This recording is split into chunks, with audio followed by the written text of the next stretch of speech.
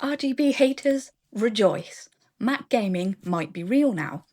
So let's face it, Macs were never built for gamers. They were built for designers, writers, and people who couldn't care less about RGB. But 2025 might be the year that everything changes. Apple is bringing AAA games to macOS, the new M3 chips are delivering much better performance, and the game porting toolkit is, well, it's actually kind of impressive.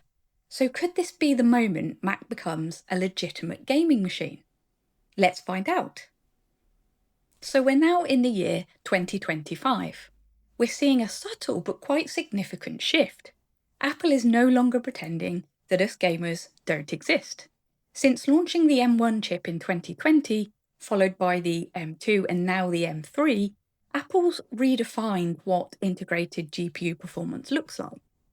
What was the real turning point though? Well, for me, I would say it's their gaming porting toolkit. Part of the macOS, Sonoma, and beyond basically lets developers and advanced users translate Windows DirectX 12 games without rewriting the engine. For years, gaming on a Mac has been bottlenecked by poor drivers, underpowered GPUs, and a lack of interest. Now, that's starting to change. So what's different now, I hear that you might be asking? Well, let's talk architecture. The M3 chip and even the older M1 and M2 families used unified memory architecture. What this means is that the CPU and the GPU share the same pool of ultra-fast, and I for some reason have problems saying this, LPDDR5 and LPDDR5X memory. Okay, I actually said that okay. But what this does is it cuts latency and improves throughput. And Apple's Metal API, now at version 3, finally supports advanced rendering techniques like mesh shading and dynamic backgrounds. This all used to typically be Windows-only territory. And most importantly, AAA developers are actually releasing native versions of their games. So we've seen Resident Evil Village, we've seen Death Stranding Director's Cut, No Man's Sky, and Lies of P, all running natively on Apple Silicon. And now, for everything else, there's the Gaming Portal Toolkit, a wine-like capability layer based on crossover that can run thousands of Windows games without native support. So now we've talked architecture, let's talk performance. Real-world benchmarks show that Resident Evil Village can hit 60 FPS at 1080p on an M.2 Pro. Death Stranding runs even better thanks to its optimization for Vulkan and Metal.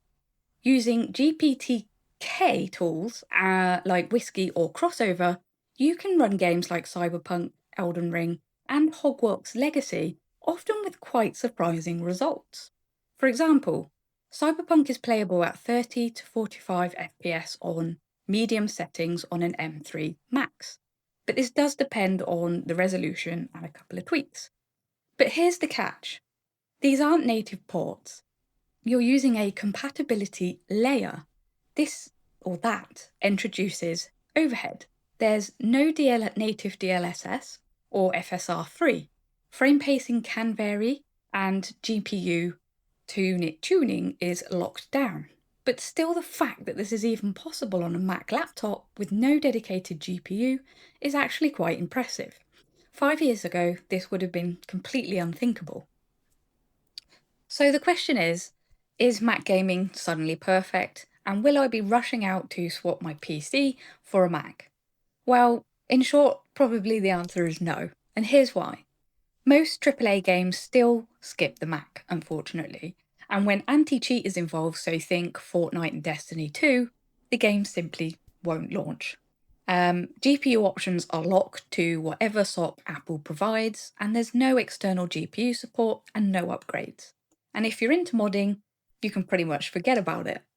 Most mod loaders and Nexus mods support Windows exclusively, plus things like OBS, controller mapping, and peripherals are still more compatible with Windows, especially for streamers actually.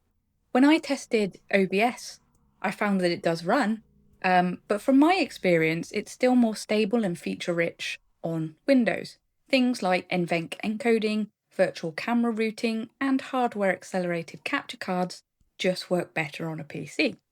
I also ran into a few weird compatibility issues with USB peripherals, so things like my mic and a couple of my cameras actually.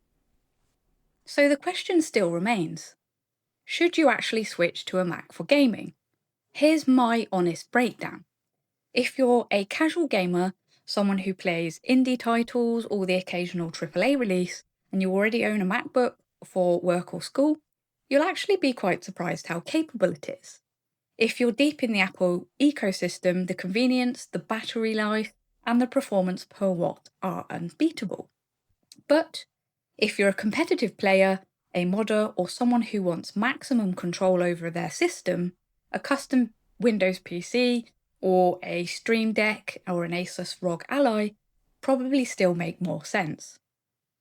I wanted to make this video, and this video isn't about Macs replacing gaming PCs, it's actually about shining a light on the fact that Mac is starting to show up in the gaming world.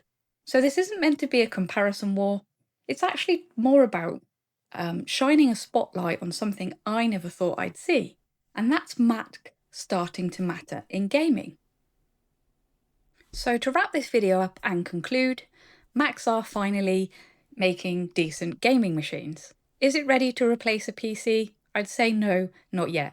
If you're a casual gamer or already deep in the Apple ecosystem, the Switch makes perfect sense. But if you live for mods, frame rates, or competitive shooters, stay on your PC for now. Question is, would you switch to a Mac for gaming? Let me know in the comments. And if you'd like to see how the game porting toolkit really works, let me know and we can take a deep dive of it together. If you've made it this far, thank you. It really means a lot. And if you enjoyed the video or learned something new, feel free to drop a like. And if you want to see where this tech journey goes next, consider subscribing. I've got a lot more coming and I'd love to have you guys along for the ride. Thank you.